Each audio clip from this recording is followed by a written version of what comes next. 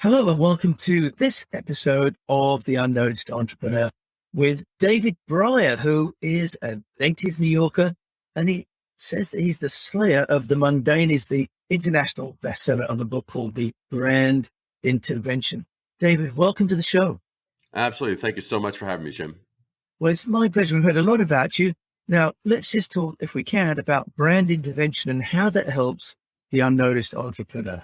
Well, in short, we live in a world where there's no shortage of people or companies or services or products saying, we are great. We are the best.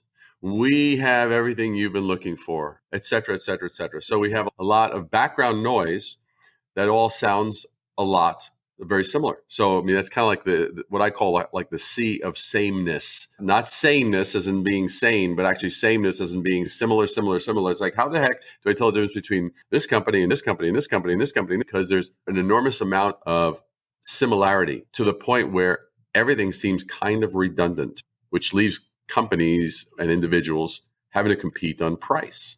Because since you, my prospect, can't tell the difference between all of these incredible things in front of you, well, I guess I'll do it by lowering price. A terrible business model, but that's the overarching problem. You're absolutely right. And companies go down the commodity slide, don't they, where there's no competition except for price. So, David, how do you help people, entrepreneurs, to get off the commodity slide and get into differentiation? Well, one thing that has to be understood right out of the gate is that different is better than better, right? Just repeat that, David, in case people didn't hear. Absolutely. Different is better than better. Everybody's going, hey, we're the best. And then you got a very enthusiastic salesperson or customer rep over here says, hey, we're the best. And then you got another one. They go, oh, they've got 12 features. Well, we have 15. Oh, they've got 10 people. We've got 20. And, blah, blah, blah, blah, blah. And that's nothing. But different will always trump. It's how you and I notice. Why is it we notice that product or that service that does something that no one else quite had? Because they looked at the benchmark of expectation. And I love that. I love that as a concept. Get that benchmark of expectation. Every potential customer, they've been trained based on what the market has thrown at them to have a certain level of expectation. Above this line is acceptable. Below this line is not even a contender. So the question is, how north of that line, that benchmark of expectation, do you go? And do you push it to the point where someone goes, how come no one else thought of that before? And when you can get into that space, how come no one else thought of it before? Oh, now you are controlling the dialogue. Now you're actually navigating that conversation. So, Dave, intellectually, I can completely get that. But having worked for many companies over 25 years doing PR, many of them have, in effect, a commodity product. Let's talk about telco, for example, bandwidth and connectivity. Let's say the base product does reach that lowest benchmark. How can they be different? What places in the business do you look for them to be different, to differentiate?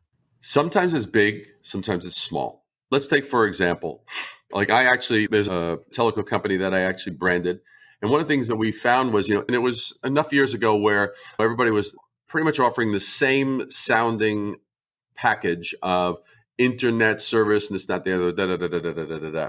And I looked at the dialogues that everyone was having, and I was like, well, what are we going to do? We're going to just say, well, with us, you get a few more crumbs of something. And so I had to look at how we positioned it. And I looked at the assets. I talked more about the outcomes than the technologies. That was one thing that was a point of distinction. It was like I needed to know what to properly talk about.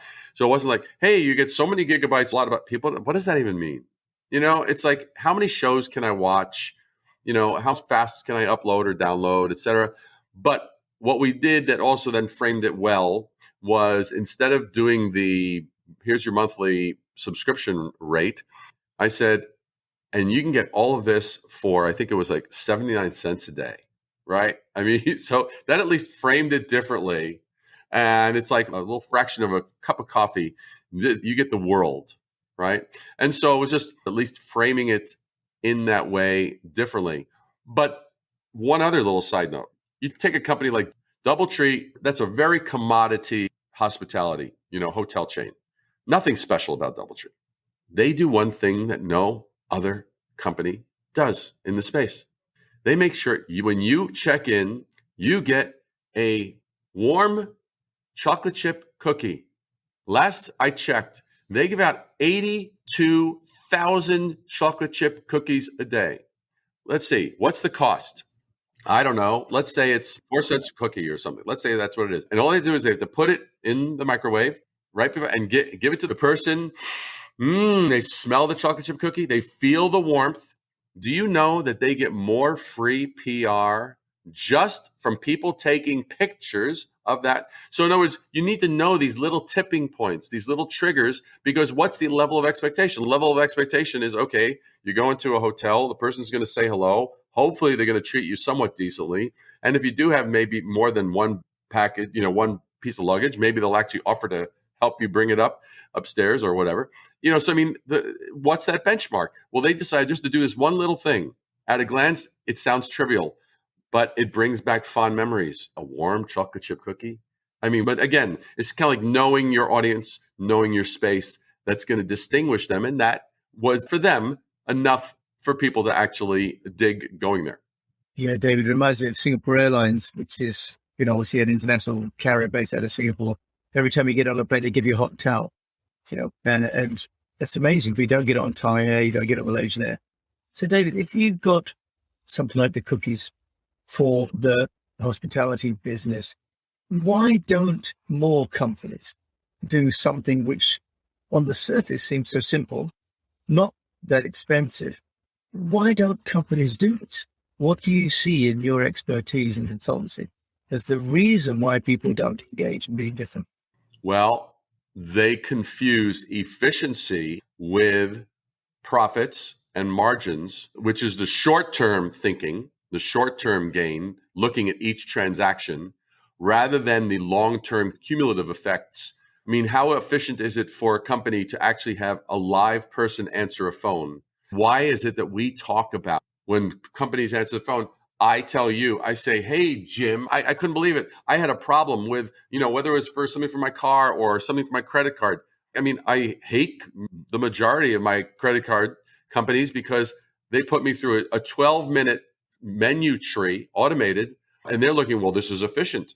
You think it's efficient? I think it's stupid business. It's pathetically stupid because humanity is always good quality humanity, recognition, interaction will absolutely bring back more and higher return and more loyalty for the lifetime of that customer than the little short efficiencies that erode and eat away at our experiences as consumers and people who are patrons of that particular service or business. So, David, would you say then that you think entrepreneurs actually could have an unfair advantage against big companies because the entrepreneurs still care, whereas in the big companies, the shareholders or the CFO is who's making decisions? Do you think that's essentially then liberating for the small entrepreneur? Oh, I think it's absolutely liberating. I think it's a muscle that needs to be flexed more often. I mean, years ago, after I'd gotten once my cell phone, the old flip ones turned into where you could see who was calling and their name and this, that, the other. I did this as a prank once, and the response was so amazing that I pretty much routinely do it. Anybody that calls me, I'll now answer. Like if you called me, I'll say, hi, Jim's dedicated hotline. How may I help you? Right? And you will laugh, as does everybody. I mean, I do this with clients and I do it good-heartedly, and I just do it as a matter of almost as a little mockery of the demeanor that we are commonly see or experience when calling bigger companies. But it's like, so someone will call and I'll say, hi, Roberta's dedicated hotline. How may I help you? And Roberta laughs her ass off and she loves that. And what did it take me to do that? It took me, 2.5 seconds. It took me caring. More important than the time, it took me actually caring and realizing if I don't disrupt the norm, if I just answer the phone, hi, it's David, or if I said, hi, Roberta, what is that? I have now basically put myself in the box of ordinary. I would rather be in the pedestal of extraordinary rather than in the box of ordinary. So, David, explain there that approach, which is very much sort of personalization, isn't it? one of the trends is sort of personalization at scale through things like AI and digital empathy. Do you think these things are fundamentally opposed to each other? Do you think it's impossible to offer customer service which is personalized at scale? No, put it this way. It's like many companies try it and they do it terribly, really terribly. Apple is one of those few, like when I call tech support at Apple, I don't dread it. And their AI, and this is not including Siri. I hate Siri. Siri is the worst product that Apple has ever put out. It's terrible. It doesn't understand things contextually. When you're trying to have transcriptions done, it's dismal. But outside of Siri, when you call up for tech support, it says, "Hi, David, looks like you recently called us. Are you calling about that?" And it actually is intelligent, that's smart. I don't have to wait too long. And the level of personalization and the use of AI in that works in their favor. They're one of the few, in my experience, I have not encountered too many. Most are pretty bad. I have to agree with you about Siri and also about the Apple Care. So what would be some practical steps, David, that an entrepreneur listening to this show could take within their own organization? Maybe they're drifting towards depersonalization at scale, which sounds like one of the problems that people face. What would be some practical steps that perhaps you've addressed in your book, The Brand Intervention, or Rising Above the Noise at your website? Just give us some practical tip. Well, write handwritten notes. Don't just send. For example, there are places where I will personalize. So, for example, there are people, as you can imagine, I get a lot of requests to connect on LinkedIn. Well, one thing that it seems, based on the amount of people that are always surprised, not everybody is aware that LinkedIn on your mobile device, that if you have a first level connection, you can actually leave that person an audio message. And so it has a little microphone. So instead of me just doing the usual emoji, smiley face, or thank you, or whatever like that, when someone reaches out, I'll say, "Hey, Annalise, thank you so much for reconnecting here. I really appreciate it. And just wanted to give you a personal thank you. Have an amazing rest of today. Have an amazing rest of the week. And if there's anything I can do to help you, don't hesitate to reach out." I can't tell you the number of people. Now, again, that's just me taking the time to care enough to break through, because 98% of any of us is basically doing the bare minimum to just get it done, quote unquote. For those that are just listening and not seeing my air quotes, let's get it done. Let me check that item off. Well, wait a second. That individual doesn't know you're checking an item off. That individual is either having a great experience, a predictably boring experience, or, well, another bozo experience. And so I break it out and I go, how do I make this singular moment exemplary? And so I look at those little micro moments, and it takes, in many cases, almost the same degree of effort. Now, if, for example, you have a different kind of relationship and you don't have that as one little quick, easy thing, you might handwrite a note to people. And I'm blown away when someone actually takes the time to drop me in the mail an actual handwritten note that says thank you. And it's just a nice little give from them to me. It's just memorable. And if you do that and you're known for that, those are the little building blocks to really create your empire. It's funny you mention that, because back in the early days when I started, we used to do Christmas cards, hundreds of Christmas cards, if I remember rightly, and send them all one at a time. So we've perhaps lost some of that human touch in this need for scale as well. David, you mentioned the cookies, you mentioned the micro moments. What do you think people can do to help the team feel empowered to do this? Because you're taking the action one-on-one, but it's an organization that needs to do it, isn't it? It's each individual person who contacts the customer. Any experience or thoughts on how you can engage the team with taking everything personally? It's educating them on their role. I'll give this, and people, everyone's always had this experience. If you or I went to two basically similar hotels, so let's just figure that for all intents and purposes, what they have to offer is pretty much comparable. If I went to one and there was nobody outside to welcome me, and so I had to kind of let myself through the front doors, and I went up, and the person at the front was like, "Hi, can I help you?" Not particularly friendly, not particularly not friendly. They're talking, Okay, we'll give them a little one check mark. They're talking. It's not the nicest particular tone, and then they do this, they do that, and that's all fine. I get up to the room. They never ask me, by the way, how long have you been traveling? Are you hungry? Do you need anything in the room? And it's just sort of like they're just doing what they got to do, checking off their items. You don't want to have that check off mentality. And then you go to the similar operation. Someone's at the front. They welcome me. Hello, you have a reservation? Oh, you do? Yeah, David Brier. Oh, hello, Mr. Brier. Well, let me help you. Let me escort you. And then they actually help me, and they bring me to the person at the front desk. The person at the front desk is friendly, and they're actually helpful. And then they ask me, by the way, do I need anything? Am I hungry? Do I need anything brought up to the room? Do you like pillows? Is it a king-size bed? What do you like? Blah, blah, blah, blah, blah. And is this height fine for you? Because we like to put you on a little higher floor because we know that it's actually a little less street noise. And that's showing me care, interest, concern, thinking to the future, right? These are all future things they've asked about, not just going through the motions.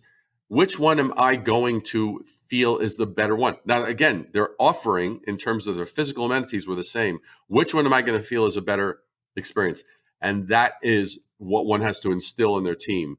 Are you creating that kind of thing where you are recognizing your role in building those micro moments of excellence and way exceeding expectation, or are you eroding away at it? And so it's not everybody's going to rise to that occasion. People have to realize, you're part of it. You can either be part of greatness, or you could be the erosion eating away at the foundations of what we're trying to build here.